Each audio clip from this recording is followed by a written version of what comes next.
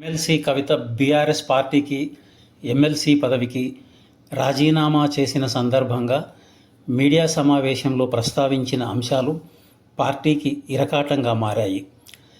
బీఆర్ఎస్ను దెబ్బతీయడానికి చెప్పారో లేక యాదృచ్ఛికంగా అన్నారో కానీ ఆమె చేసిన వ్యాఖ్యలు పార్టీ పరువును బజారు కీడ్చాయి. పార్టీ అంతర్గత అంశాల్ని బయటపెట్టారు.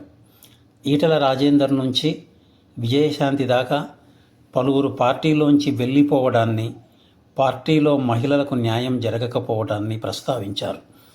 అంతర్గత ప్రజాస్వామ్యం లేదని కుండబద్దలు కొట్టారు. పార్టీని కాపాడుకోవాలంటూ తన తండ్రి కేసీఆర్, అన్న కేటీఆర్లకు సూచనలు ఇస్తూనే ఆమె చేసిన వ్యాఖ్యలు పార్టీ బలపడేందుకు కాదు, పతనమయ్యేందుకు ఉపకరించేలా ఉన్నాయని రాజకీయ విశ్లేషకులు భావిస్తున్నారు. బీఆర్ఎస్ పార్టీ మీడియాను ఎలా వాడుకుంటున్నది చెబుతూ కేటీఆర్ యూట్యూబుల్ని మేనేజ్ చేస్తారని ధృవీకరించారు. హరీష్ రావుల మెయిన్ స్ట్రీమ్ను మేనేజ్ చేసేలా స్కిల్స్ పెంచుకోవాలని రామన్నకు సూచించారు.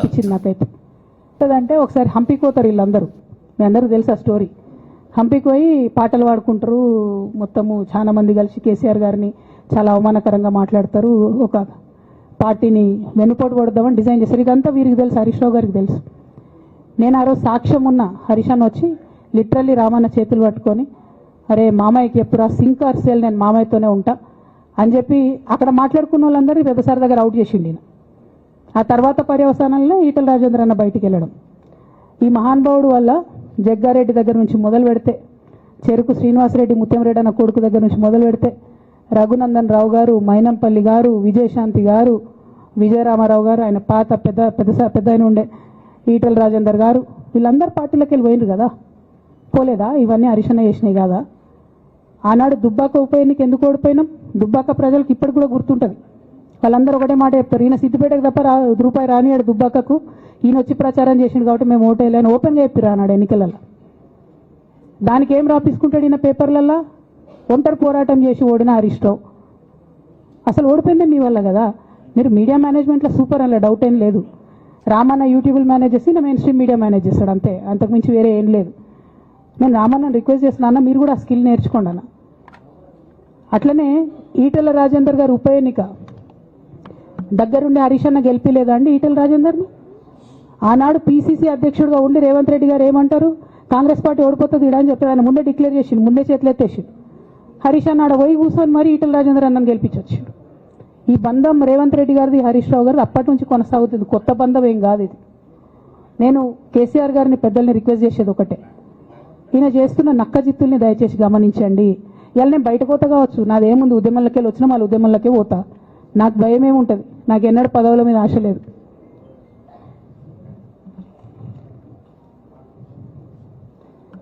పార్టీ నుంచి వచ్చిన ఎమ్మెల్సీకి స్పీకర్ ఫార్మాట్లో చైర్మన్ గారికి నేను పంపుతా ఉన్నాను రాజీనామా పత్రాన్ని.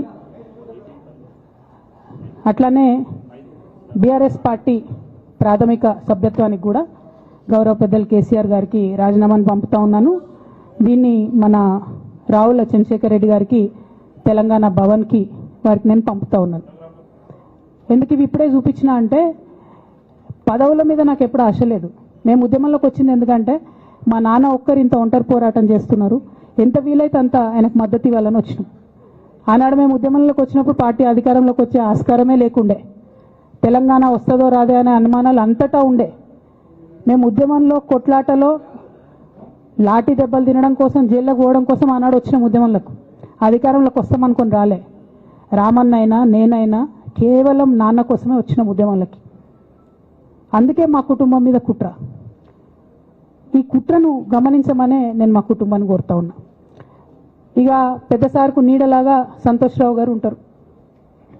ఇక సంతోష్ రావు గారి గురించి 2 నిమిషాలు చెప్తా, అంత పెద్ద సీనున్న మనిషి కాదు కానీ చెప్పాలి. ఎందుకంటే కూరల ఉప్పెట్లుంటుంది, ఈయన అట్లా అన్నట్టు ప్రతి దాంట్లో చెడగొట్టడానికి కొంచెం ఉండాలి కదా, అట్లాంటి వాడు.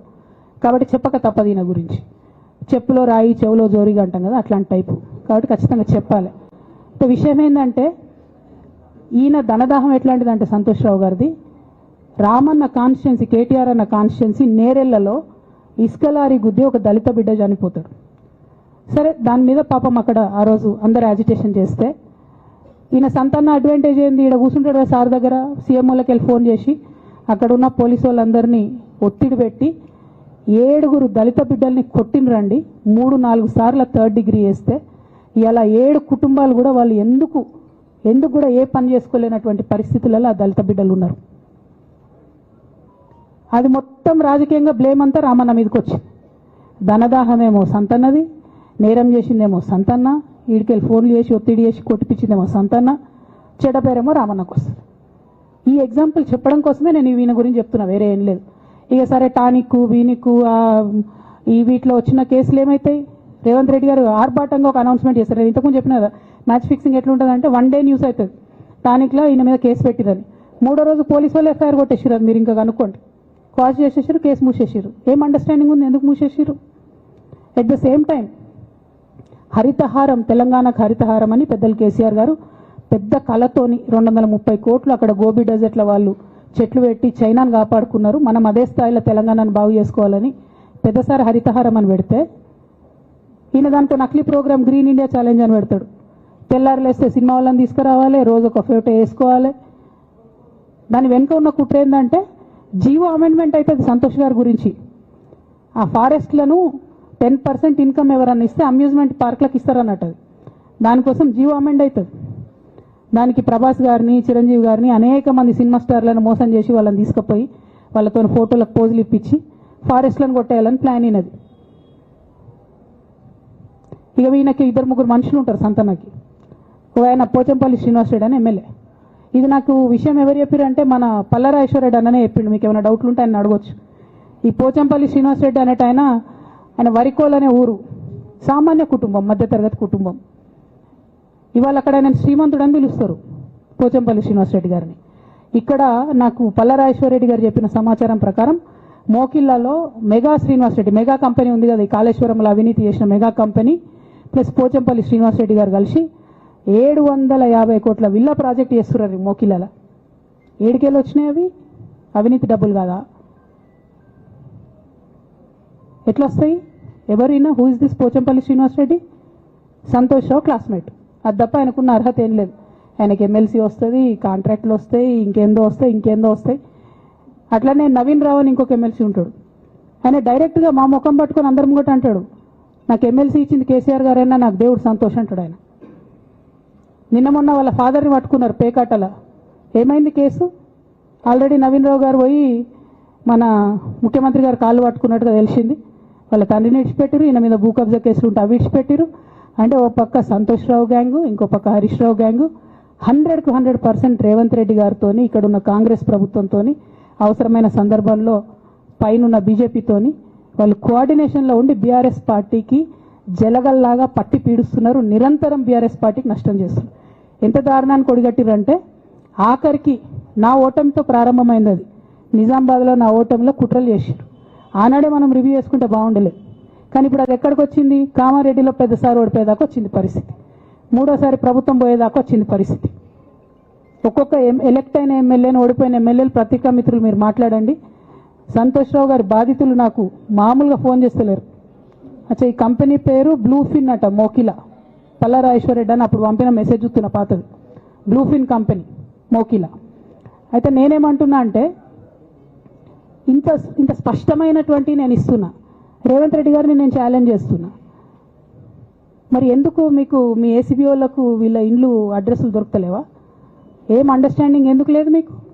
లేకపోతే మీరు చర్యలు ఎందుకు తీసుకుంటలేరని నేను సూటిగా రేవంత్ రెడ్డి గారిని ప్రశ్నిస్తున్నా. ఇక తర్వాత వారు ఏం చేస్తారన్నది నాకు సంబంధం లేదు.